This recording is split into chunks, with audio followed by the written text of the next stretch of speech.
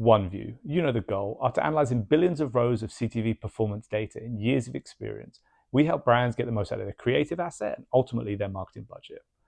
So today I reviewed Clairol and I gave it a 6.2 out of 10. Brown, blonde, pink and red. It's so me. That's what we said. Root touch up, you just don't skip. Colour that matches from root to tip. Just mix, brush, dry, grey, kiss it, bye-bye. Clairol, I'm ready to colourfy. Root touch up is the hair colour I want to be. Clairol, it's so me. So let me start. I think they did a really good job. It's a great asset. From attention, I give it a 3 out of 10. And the reason being is I think it does get my attention, but I think it took a little longer than I'd like it to be. And what we want to do is maximize the use of every second of the TV commercial. Our goal is to serve the least number of ads per user to turn them from a user to a consumer.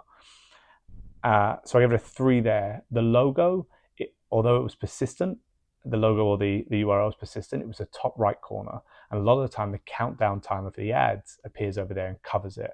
So when you put it up there, it makes it harder and you may miss on certain networks and certain channels. So I give it a 5.5 out of 10 there. If you drop that to the bottom right or into the center, that will make a difference. The unique selling points, I thought they did a really clever job with using the singing for the unique selling points. I thought it was clever. The only reason I give it an 8 and not a 10 was because it's part of the singing, you may need to pay attention to it a couple of times to really understand what those unique selling points are. The voiceover, I gave it a 10. I thought it was really clever how they did it. I kind of go back to the same point that I think you might need to serve it a couple of times for people to hear everything, but I think it was enough to drive attention and then remembering who the brand is and at least leave the video and then search to find out the brand, visit the website. Professional, it's a 10. It's a great ad. And then call to action, I give it a 1. It has a frame at the end that has the brand appearing, but it didn't really have a call to action. And so you can't give it more than a 1 there. That's why I gave it a 6.2. But what I will say is this vertical is very interesting. Most ads are very similar to this. They're fast-paced music, they're young lifestyle, they are quick flashing between scenes, and I think it drives attention, and I think they did a really clever way of standing out. I've seen a lot of these where they don't have a voiceover or it's moving so fast you don't know who the brand is. We knew who the brand was.